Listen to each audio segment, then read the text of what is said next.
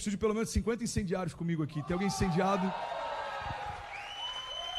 Eu quero falar sobre aceleração. E aceleração, entenda, não tem a ver com pressa. Deus não está com pressa de nada. Porque quando falamos de pressa, a gente precisa partir do pressuposto que alguém se atrasou. E por isso está correndo atrás do prejuízo. Eu venho com pressa várias vezes para o culto. Hoje foi um desses dias. Eu cheguei junto com a maior parte das pessoas para o culto. Então eu tenho pressa porque eu estou atrasado. Mas Deus não caminha com velocidade porque se atrasou. Ele caminha com velocidade porque isso faz parte daquilo que Ele quer construir. A aceleração não é pressa. Está comigo ainda? Diga amém. Então eu quero falar sobre aceleração, eu quero que você tenha esse entendimento. Nós muitas vezes falamos isso, principalmente na igreja. Deus está com pressa daquilo que vai fazer. Não. Deus só viu agora em você uma janela de oportunidade. Ou seja, você talvez por um momento, dentro de anos, você pela primeira vez pode ter falado: Deus, eis-me aqui. E aí tudo começa a acelerar. Não é Deus que está com pressa, é você que agora se disponibilizou. André, o que Deus está fazendo em Miami? Ele está com pressa? Não, é só uma comunidade de fé que se disponibilizou e falou: Deus, nós entendemos que nós não somos do tamanho do auditório que temos, nós não somos do tamanho da conta bancária que temos, nós não somos do tamanho da quantidade de línguas que falamos, nós somos do tamanho do Deus que habita em nós. Então, mesmo sendo pequeno fisicamente, eu creio que o Senhor pode atribuir para nós grandeza e nos colocar entre os príncipes, e é isso que Deus está fazendo. Então, a aceleração é resultado de disponibilidade. Eu quero compartilhar algumas coisas de verdade, eu queria que você prestasse atenção, porque algumas dessas chaves, elas podem ajudar você a romper em 2021, mas ainda nesse ano também, amém? A aceleração tem a ver com disponibilidade. Por que algumas coisas não acontecem? Porque você não está disponível para que aconteça, é simples assim. Porque nenhum dos discípulos tinha algo que fazia deles especiais em relação aos outros. Pedro era um pescador, irmão, ele fedia peixe. Você tinha cobradores de impostos, você tinha homens simples, rudes. Então por que eles se tornaram o que tornaram? Por conta da pessoa que caminhava ao lado deles. Não tinha a ver com a habilidade de Pedro, mas com Jesus que andava ao lado de Pedro.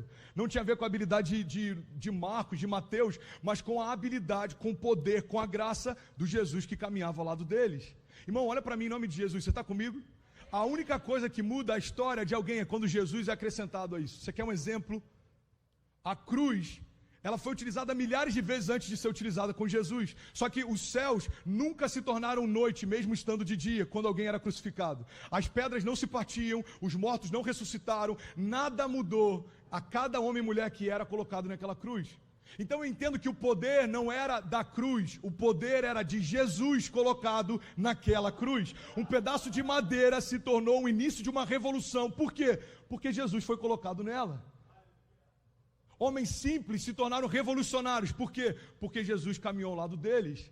Cidades pequenas entraram na história e o mundo inteiro agora conhece cidades pequenas por onde Jesus passou. Por quê? Porque Jesus passeou por elas.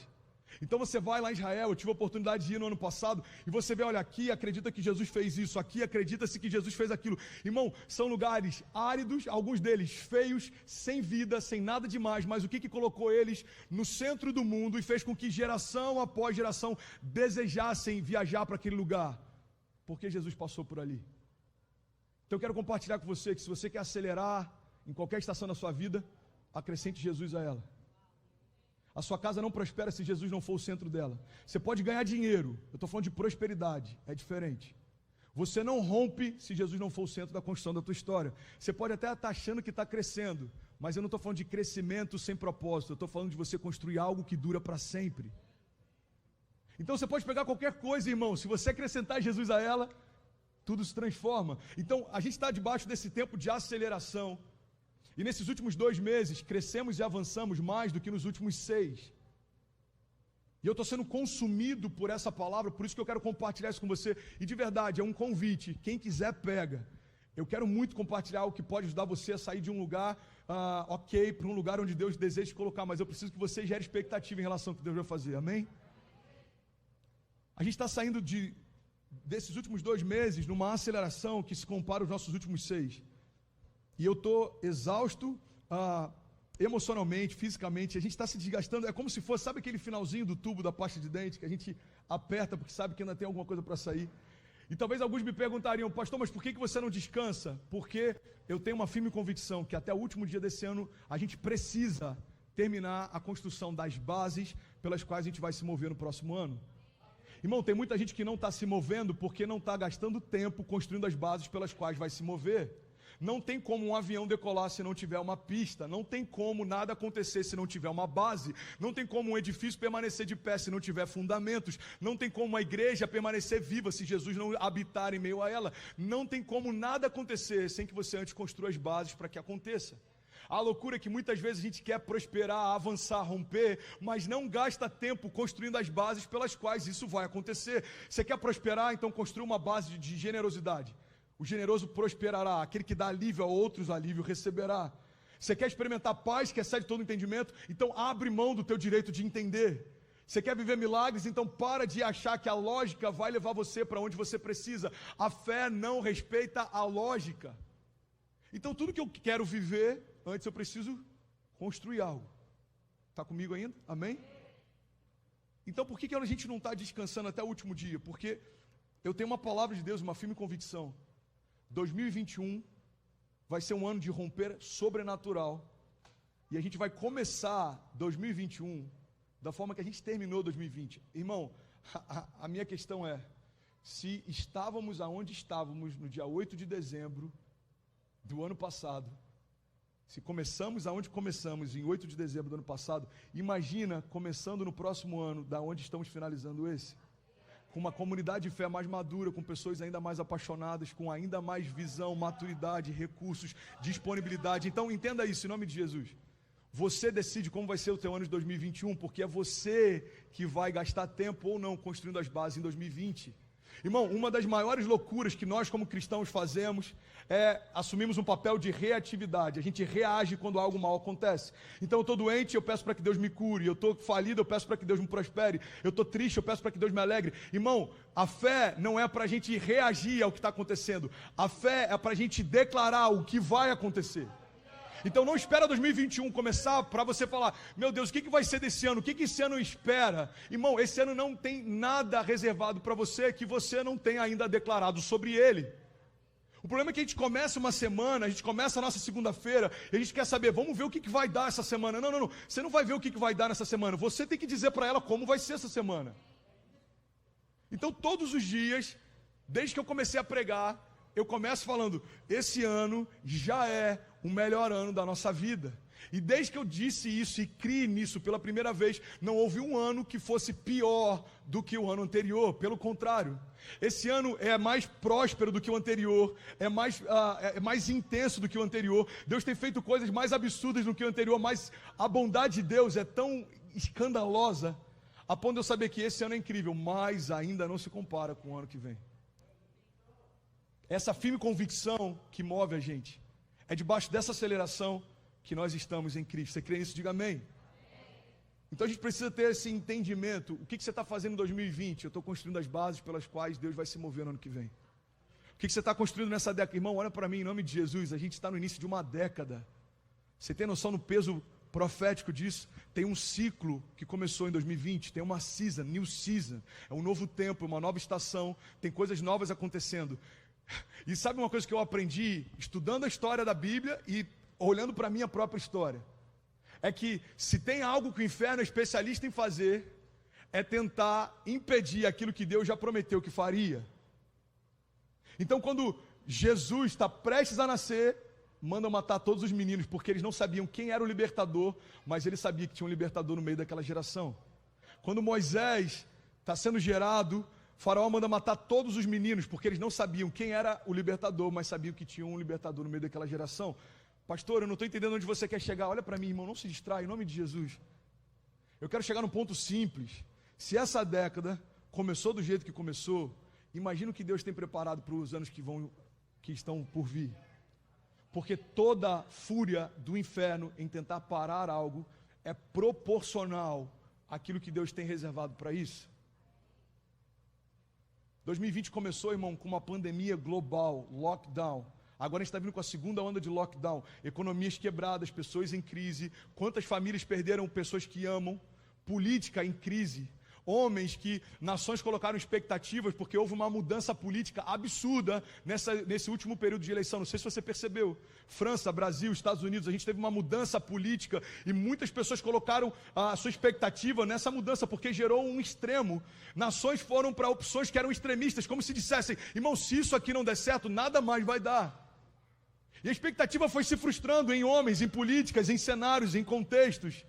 Então é o ano da pandemia, é o ano do lockdown, é o ano da mudança política, é o ano de surpresas. A gente está vendo jacaré gigante atravessando a rua de Miami, a gente está vendo gafanhotos gigantes vindo pela Argentina, a gente está vendo coisas que a gente fala: mano, isso aqui está igual uma Jumanji. Não é verdade? A gente fala: o que falta acontecer, irmão? Aí você vê, sei lá, um ornitorrinco, mano, descendo de paraquedas no meio, fala: mano, não falta mais nada. Daqui a pouco você vê, a gente está no meio de parece que é um filme. Mas a grande verdade é que você dá ao seu nome, ao seu ano, o nome que você quiser. Como os livros de história vão falar de 2020? O ano da pandemia global. Cara, pega essa chave em nome de Jesus. Como os livros de história vão tratar 2020? O ano da pandemia global. Eu posso mudar os livros de história? Não. Mas eu posso mudar o rumo da minha casa. A pergunta que eu vou ter que responder para os céus é: como os meus filhos vão chamar o ano de 2020? Como a minha família vai chamar o ano de 2020? Eu, como líder dessa igreja, o que eu vou ter que responder para Deus é: como a comunidade de fé que eu lidero pode chamar o ano de 2020? Então não importa se os livros de história vão dizer que esse foi um dos piores anos que já aconteceu, a minha casa pode dizer: esse já é o melhor ano da nossa vida. É o ano em que o Benício chegou e apesar de Pode aplaudir, se for para Jesus, você pode aplaudir. Suíça conectado também, glória a Deus. Reino Unido também entrou agora. É um ano, irmão. Olha que loucura isso. Na minha casa é um ano em que o Benício nasceu em meio a uma pandemia global sem a minha casa pegar o Covid. A gente entrou e saiu de um hospital extremamente contaminado sem ser tocado. É um ano em que a nossa igreja prosperou, a gente avançou. É um ano em que Deus mimou a gente até em detalhes. É um ano em que a nossa igreja cresceu de forma absurda. A gente saiu de uma comunidade com 100 pessoas para tocar milhares delas. Se você for olhar sobre qualquer prisma, você vai ver que na mesma intensidade que algo tentou te parar, Deus está também impulsionando você. Só que a gente que escolhe para onde os nossos olhos olham, se vão olhar para o levante do inferno ou se vão olhar para o mover de Deus. Então para de olhar para aquilo que ainda não aconteceu, olha para aquilo que já está acontecendo. Para de olhar para aquilo que o inferno chama você e olha para aquilo que Deus está te chamando. Irmão, olha para mim em nome de Jesus, o papel do inferno sempre vai ser de nos confundir. O inferno chama você pelo teu pecado, Jesus chama você pelo seu nome. O inferno chama você pelo teu passado, Jesus apresenta o tempo inteiro o teu futuro. O inferno sempre vai tentar deformar quem você é. Deus está o tempo inteiro construindo quem nós somos. Tem um princípio que eu aprendi, isso mudou minha vida para sempre, irmão. Esse princípio é: ninguém pode dar o que não tem. Faz sentido? Ninguém pode dar o que não tem. Então o inferno faz o que faz porque é o que ele tem para dar. A palavra diz: o inimigo veio para matar, para roubar e para destruir. Mas eu vim para que tenha vida e para que tenha abundância. Então entenda, o inferno não está mais furioso esse ano do que esteve nos outros. Isso é quem ele é, isso aqui é o que ele sempre fez. Ele veio para confundir geração após geração, ele veio para frustrar os planos de Deus, ele veio para abater pessoas, para destruir famílias. Mas existe uma palavra de vida eterna que nos sustenta: Deus é por nós, quem será contra nós? Agindo Deus em nosso favor, quem impedirá o seu agir? Irmão, eu sou apaixonado por essas passagens, e eu queria te fazer esse convite: se você puder, se você quiser, recorta algumas delas e coloca em lugares que para você sempre estão visíveis. Coloca no teu espelho quando você for lavar o rosto pela manhã, escovar os dentes, coloca no retrovisor do teu carro, coloca no desktop, coloca em lugares que você pode sempre lembrar. Primeiro de forma física, depois aquilo vai se tornar uma verdade em você, a tal ponto de você não vai precisar de mais nada para lembrar do que Deus já te falou. Se você for perceber, eu já falei sobre isso, as minhas orações, principalmente no início do culto, são clamores, declarações de fé, nada mais são do que orações, trechos de orações de Davi, trechos de orações do salmista, trechos de palavras do próprio Jesus. Então a gente precisa entender as verdades que Deus já estabeleceu para nós e a gente se agarrar a elas e usufruir delas. não são jargões evangélicos, não são frases de efeito gospel, não são ideias de coach ou qualquer coisa de autoajuda. Irmão, são fundamentos eternos que sustentaram geração após geração. Quando a gente vê a Bíblia é um conjunto de livros, e quando Jesus ele chega, não havia ainda o Novo Testamento, porque foi a partir dele que o Novo Testamento existiu, a nova aliança se estabeleceu. Mas quando Jesus chega, aquilo que nós hoje chamamos de Antigo Testamento, é a Bíblia que existia na época. Então Jesus, ele lia exatamente esses trechos, e ele ia para a sinagoga, e ele declarava Isaías, ele falava sobre Jeremias. Então entenda isso, em nome de Jesus, o próprio Deus, quando se fez carne, se enchia da palavra e manifestava ela. Porque ninguém pode dar aquilo que não tem. Ele é o verbo, e ainda assim, sendo o próprio Deus, como homem, se encheu de si mesmo, ou seja, da vida de Deus. Então ele acabava de fazer milagres, e ele se escondia do povo. A gente acabou criando uma teologia em torno dos montes. O monte é diferente. Por que o monte é diferente? Porque você parou tudo para subir num lugar e falou, Deus, eu quero mais de Deus. Mas não tem a ver com a geografia, com a altura do monte, não tem a ver com nada disso, irmão. Mas por que Jesus ia para os montes? Porque é como se ele dissesse, qual é o lugar mais isolado que eu posso estar, a ponto de ninguém tirar o meu tempo de relacionamento com Deus? É no monte. Então é para lá que eu vou. Jesus saía do meio da multidão, saía do meio da euforia, Jesus saía do meio de toda aquela badalação, milhares de pessoas em torno dele, e ele falava, eu preciso ter tempo com Deus. Por quê? Porque se vocês querem mais daquilo que eu carrego, deixa então eu me encher mais daquilo que eu preciso.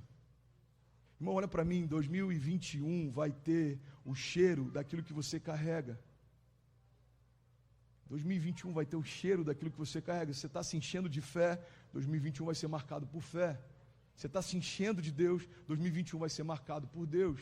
Você está se enchendo de esperança, 2021 vai ser marcado por esperança. Você está se enchendo de expectativa, 2021 vai ser um ano de altas expectativas. O problema é que às vezes a gente se enche de medos, de palavras contrárias, de dúvida. A gente não entende por que a gente não consegue dormir em paz, ou crer que algo vai acontecer, porque a dúvida sempre vai paralisar você.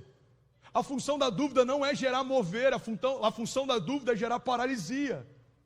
Eu estive em Las Vegas há 3 anos atrás, eu falei sobre isso, acho que aqui em Miami, não sei se eu já comentei. Eu estive em Vegas há 3 anos atrás, eu tinha acabado de sair de LA, peguei a estrada, fui para Vegas, eu falei, uau, que loucura, demorei 29 anos para conhecer essa cidade, diferente e tal. Eu estava indo para o show do Cirque du Soleil, que ficava no Mandala Bay.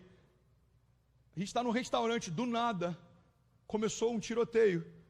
O maior ataque terrorista com arma da história dos Estados Unidos. Eu estava exatamente lá, no meio daquela loucura. Eu falei, Deus, eu demorei 29 anos para chegar, eu chego logo hoje. Onde que era o show do Cirque du Soleil? No Mandala Bay. Um atirador quebra a janela, coloca a arma para fora e começa a atirar o Léo. Alguém lembra disso? A polícia invadiu o lugar que a gente estava, todo mundo no chão, levou a gente para dentro da câmara, é como se fosse uma câmara frigorífica. Não estava gelada, mas era uma câmara frigorífica do restaurante que a gente estava. A gente foi lá para baixo, lá para o subsolo. Eu entrei no grupo do time, lá do Rio, removi a quezinha e mandei uma mensagem. Falei, gente, está tendo atentado terrorista, eu estou com pouca bateria, orem por mim, eu não sei o que está acontecendo ainda. Por que você está falando sobre isso, André? Porque eu posso dizer, eu vi claramente o que o medo faz. Eu vi uma senhora que ela ficou imóvel no meio da escada. Ela não conseguia se mover. E todo mundo falava, vai, move. Ela parou. O medo, irmão, tem uma função de paralisia. Estava todo mundo assustado. Você vê no olhar de alguém que está com medo. O medo é a expressão da dúvida. É engraçado porque meses antes eu tinha sido internado, meu coração quase parou, tive endocardite bacteriana aguda, fiquei no CTI, todo entubado, mas eu nunca tive dúvida se aconteceria algo de ruim comigo. Eu estava super em paz. Naquele dia foi diferente. Eu falei, cara, eu acho que hoje alguma coisa pode acontecer. Está diferente. O clima de tensão, você sente o cheiro no ar de tensão. Então aquela experiência para mim foi como se fosse a personificação do medo. O medo nada mais é do que a expressão da dúvida. Porque se alguém está com medo, como naquele dia, qual era a dúvida? Será que eu vou sair daqui? Será que eu vou conseguir me salvar? Será que eu vou ser atingido? Será que eu vou morrer hoje? O medo em meio a cenários de crise financeira nada mais é do que a dúvida. Será que eu vou prosperar? Será que o meu negócio vai dar certo? Será que a minha empresa vai quebrar? Será que eu vou conseguir pagar as contas? Será que eu vou conseguir sair desse lugar? O medo Em relação à nossa família, nada mais é do que a dúvida. Será que eu vou conseguir cuidar da minha casa? Será que meu casamento acabou? Será que os meus filhos vão ter orgulho de mim? Irmão, olha para mim em nome de Jesus. A palavra diz, o verdadeiro amor lança fora todo medo. Então a gente precisa entender o que a gente está trazendo para dentro do nosso ano. É justamente isso que vai se expressar no próximo ano também. A gente fica se enchendo de medo, palavras contrárias, críticas. Eu vou ser muito sincero, eu tenho alguns jornais que eu gosto de assistir, são muito pontuais. E eu assisto para entender um pouco da visão deles, e é interessante porque cada vez mais tem se desconstruído o carinho que eu tenho por alguns desses jornalistas. Porque eu percebo que, independente do cenário, eles sempre têm uma visão pessimista a respeito do que está acontecendo. Independente do cenário. Eu acompanho esse jornal. Um deles, por exemplo, é transmitido de Nova York para o mundo, tem outro que é em São Paulo, e um outro que é um jornalista que fica na Itália. E sabe o que é interessante? Eu lembro que há 5 anos atrás, quando se falava sobre o Trump, por exemplo, eles tinham uma visão pessimista a respeito do outro oponente, mas eles também tinham uma visão pessimista a respeito do Trump. E ele foi eleito, eles começaram a ter uma visão pessimista a respeito do governo. E aí começaram a ter agora uma visão pessimista a respeito da eleição. E começaram a ter uma visão pessimista a respeito da economia. E sabe o que eu percebi nesses últimos 5, 6 anos que eu acompanho eles ininterruptamente? A questão não é o mundo, a questão é a forma como eles enxergam o mundo que está ao seu redor. Eles são pessimistas em relação a qualquer coisa que possa acontecer. Então, se um prédio novo é construído em Nova York, eles conseguem ter uma visão pessimista.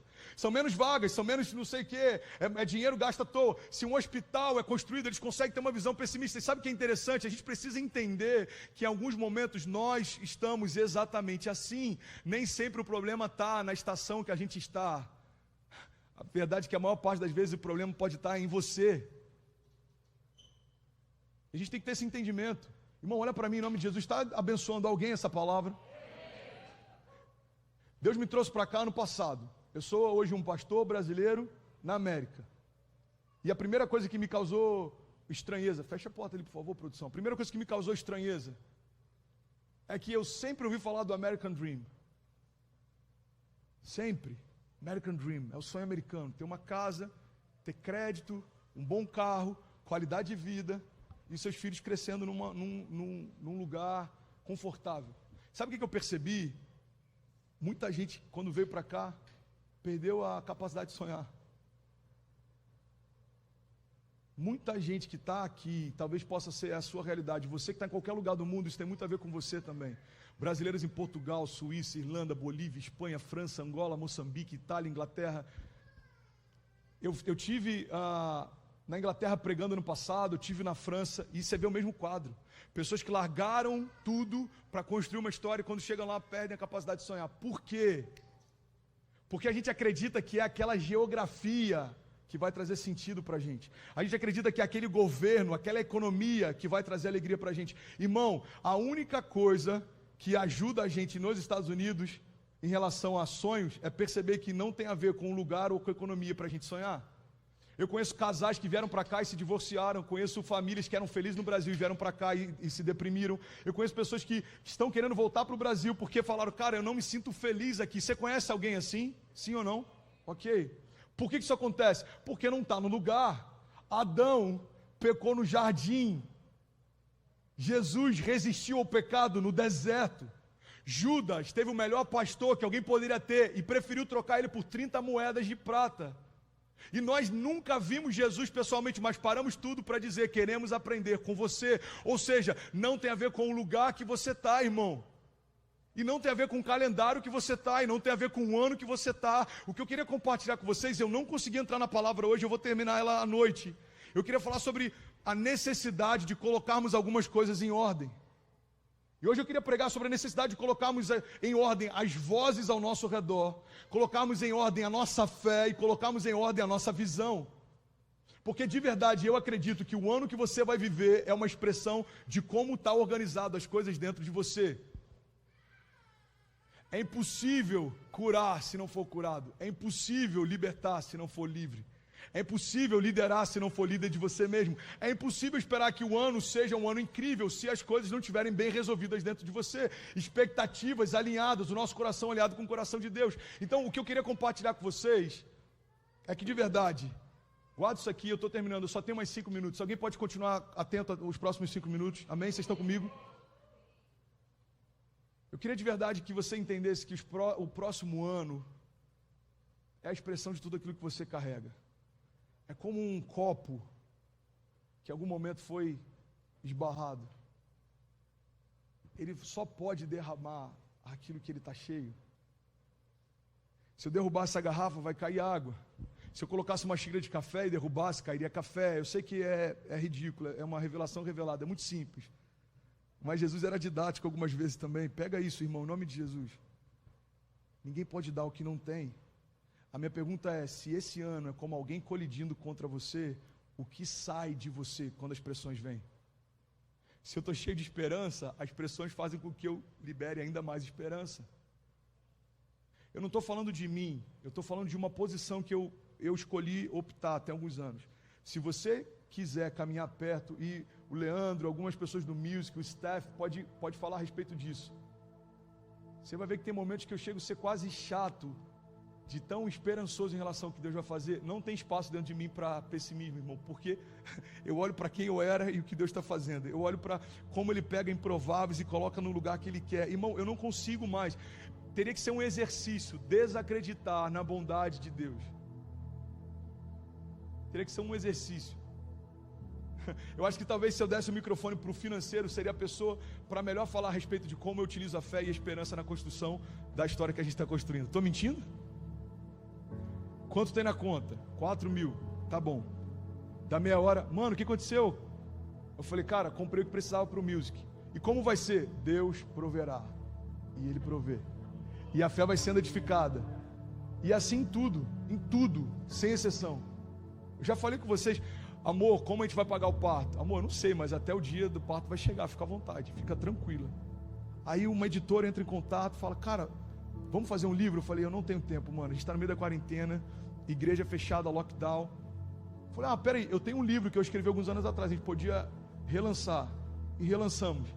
E foi o maior sucesso de vendas da história da editora até aquele momento. Guarda isso, irmão. Pega essa chave. Esse livro era novo? Não. Onde é que ele estava? Na prateleira da minha casa. É como se Deus falasse, a provisão que você precisa para a nova estação já está dentro da tua casa. Você só tem que enxergar. É o mesmo livro, do mesmo autor, 3 anos antes, 3.000 cópias, sei lá. 3 anos depois, 6, 7, 8 mil cópias só na pré-venda. Mano, quanto é que tem? Tem X, vou converter para o dólar. Exatamente o valor para pagar o parto, fazer o quartinho do bebê e comprar algumas coisas para o enxoval.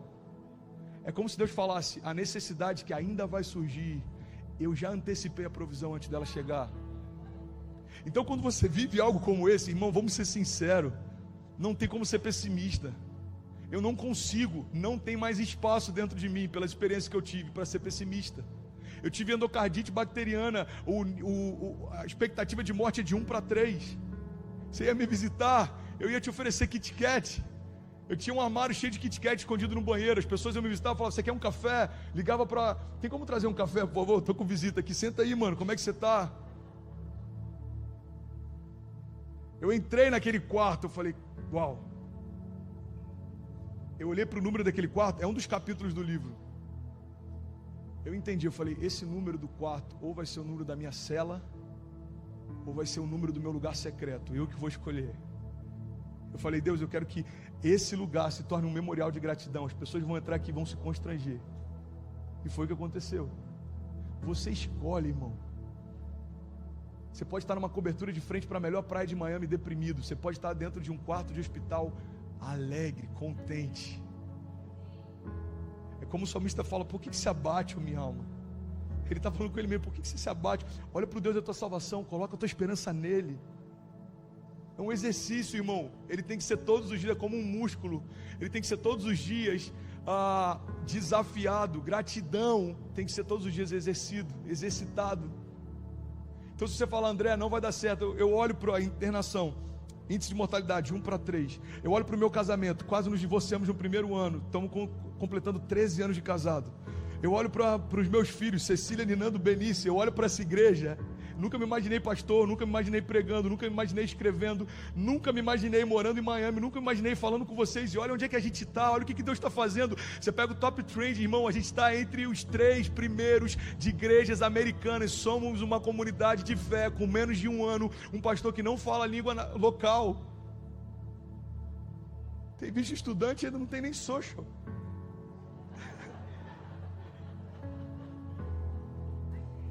A gente tem que olhar para a gente, cara. E a gente tem que olhar para o que Deus está fazendo. E a gente vai perceber que não faz sentido. E a gente vai entender que é Ele que está fazendo. Eu olho para o que Deus está fazendo. Eu olho no espelho. Eu falo, só pode ser Deus. Não faz sentido. Então, algum tempo atrás, deixa eu compartilhar algumas coisas só para edificar a tua fé. A gente estava passando um terreno baldio. Tinha um ônibus escolar parado. Eu falei, cara, olha o tamanho desse ônibus. Dá para fazer o Kids aí dentro. Aí eu... Peraí, dá para fazer um Kids aí dentro. Pessoal, pensei em comprar um ônibus escolar, fazer uma sala do Kids. O que vocês acham? Eu acho legal e tal. E começaram a botar link. Aí o Márcio achou pastor, achei esse daqui, ó. Negociei com um cara, ele falou que por 1.200 ele vende. Eu falei, eu tô indo lá agora. Era à noite. A gente foi lá. Chegou no pátio. Ficou meia hora lá, ele falando sobre política. Uma visão boa, inclusive, que ele tem sobre política. E aí ele falou, então tá fechado o negócio? Eu falei, tá, só tem uma condição, você tem que ir dirigindo o ônibus. Ele falou, não tem como. Eu falei, cara, eu não vou dirigir esse ônibus, eu não sei dirigir e tal. Ele falou, tá bom, eu vou. Aí ele veio. No caminho, a pergunta, dá para entrar com ônibus? Eu falei, não sei, mas a gente vai fazer caber. Quando ele olhou ali, ele falou, não dá para entrar, tem uma árvore. Eu falei assim, dá, vamos medir. A gente mediu e tinha alguns centímetros de distância entre a parede e a árvore para entrar. Eu falei, dá para entrar. Aí começa a entrar com o ônibus, aí, peraí, tem um problema, o portão. O trilho do portão não dá pela altura do ônibus. Eu falei, não tem problema, a gente arranca o portão. Arrancamos o portão. Entramos com o ônibus. Pessoal, custa $1.200. Se alguém puder enviar $100 para ajudar, as pessoas foram enviando. O ônibus já chegou aqui pago. E dias depois, alguém no Brasil que nunca pisou aqui enviou o recurso para concluir a obra.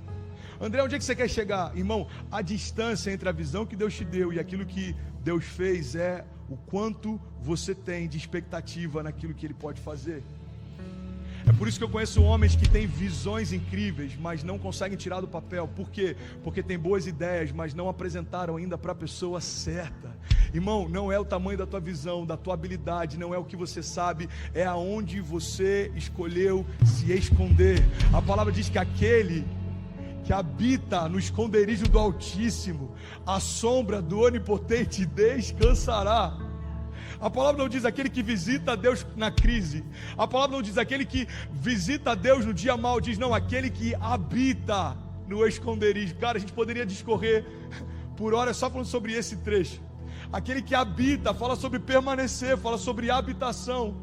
Não é uma pousada, é uma morada. Eu decidi habitar e daqui eu não saio. Aquele que habita no esconderijo, a palavra está deixando clara, é um lugar escondido em Deus. Os seus inimigos te procurarão e não te encontrarão. Por quê? Porque você está escondido em Deus. As notícias ruins vão te procurar e elas não vão te encontrar. Por quê? Porque você decidiu habitar no esconderijo do Altíssimo. E a palavra continua dizendo, aquele que habita no esconderijo do Altíssimo, a sombra do Onipotente descansará. Você vai estar debaixo da sombra dele. Irmão, só existe sombra quando algo maior do que você está tapando a luz que vem sobre você. Ele está dizendo, existe algo que vai te cobrir, que vai te guardar, que vai te esconder, e você vai estar debaixo dessa sombra, e você vai ter descanso. Eu quero orar com você, feche teus olhos em nome de Jesus. Tempo de aceleração, tempo de esperança, tempo de fé, tempo de milagres, ano da multiplicação, ano do romper, ano da bênção, ano de viver promessas, ano de andar sobre as águas, ano de experimentar a bondade de Deus numa dimensão que nunca experimentamos até aqui, ano de tocar enfermos e vermos com os nossos próprios olhos eles sendo curados, ano de orarmos por homens e mulheres cativos, famílias cativas e vermos com os nossos próprios olhos eles sendo libertos. Eu sou fruto disso. A minha casa era motivo de oração de uma família cristã lá em Cabo Frio. Depois de algum tempo a minha família aceitou o convite, os meus pais entraram numa igreja, nós nos convertemos, porque há poder na oração, há poder na concordância. Ano de nós orarmos por famílias e elas serem tocadas, ano de nós sermos guardados por intercessores que nem conhecemos e eles nos abençoarem, ano de prosperidade, ano de favor sobrenatural, ano de Deus levantar improváveis. Como vai ser 2021, André? Naturalmente eu não sei, mas espiritualmente é esse o nome que eu dou para esse ano. Ano da bondade de Deus, me guardando, guardando a nossa entrada e a nossa saída. Ano em que Deus vai nos dar visões proféticas. Ano de experimentarmos junção criativa. Ano de bebermos direto da fonte. Ano da gente parar de procurar em coisas e em relacionamentos aquilo que vai saciar a nossa sede. Só Deus pode saciá-la. Ano de nós nos conhecermos melhor. Ano de nós conhecermos mais quem Ele é, o que Ele pode e aquilo que nós carregamos. Ano de vivermos promessas. Ano de multiplicação das nossas sementes e de multiplicação superabundante dos nossos frutos. Como diz a palavra, os nossos celeiros não comportarão.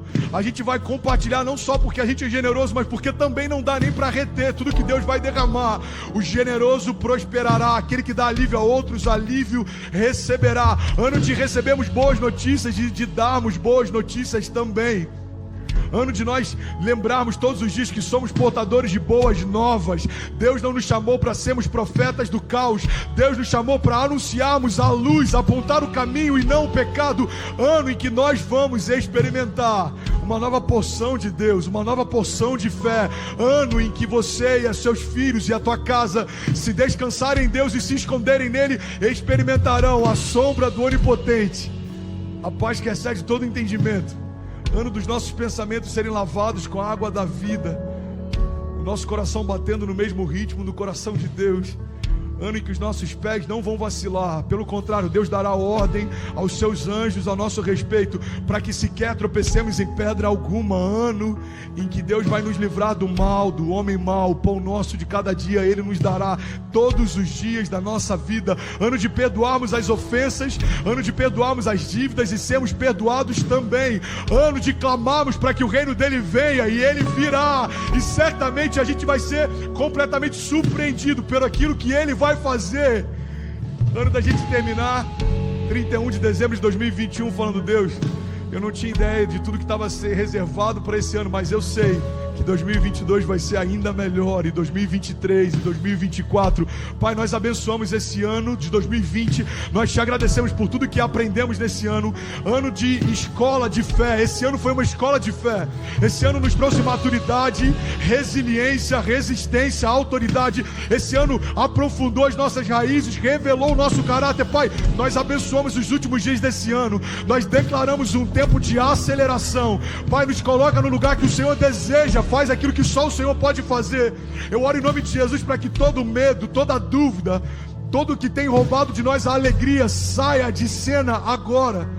Eu oro por cada pessoa nesse auditório, cada pessoa conectada em qualquer lugar do mundo. Nós declaramos vida de Deus sendo derramada sobre você, como a chuva serôdia que é derramada sobre a terra seca, como a alegria que vem pela manhã, mesmo depois de uma noite de choro. Eu declaro em nome de Jesus os teus olhos sendo abertos, a tua boca sendo aberta, toda mordaça que te impedia de clamar, caindo por terra agora, você sendo renovado por Deus. Eu oro em nome de Jesus para que venha sobre você um bálsamo, desde a tua cabeça até a planta dos teus pés, você rompendo em fé, vivendo milagres e experimentando a bondade de Deus todos os dias da sua vida. Eu oro em nome de Jesus para que Deus guarde você, livre você, sustente você, abençoe você, e que seja abençoado os teus filhos e os filhos dos teus filhos.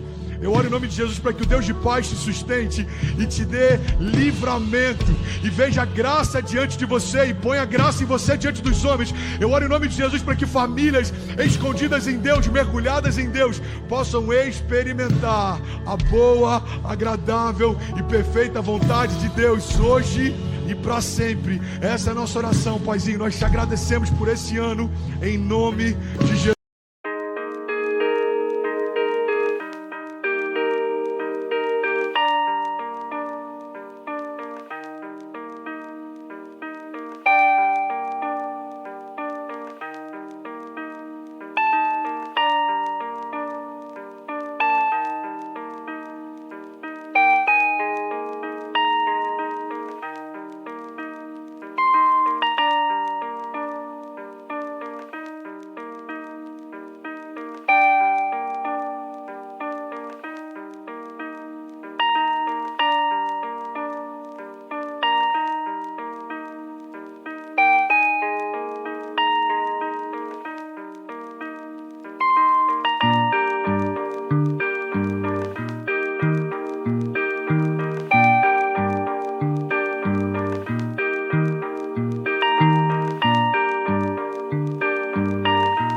Jesus, amém, amém, amém. Se você crê nisso, você pode ficar de pé. Você pode dar um grito de liberdade, irmão. Você pode celebrar o melhor ano da sua vida e os melhores anos que estão a caminho.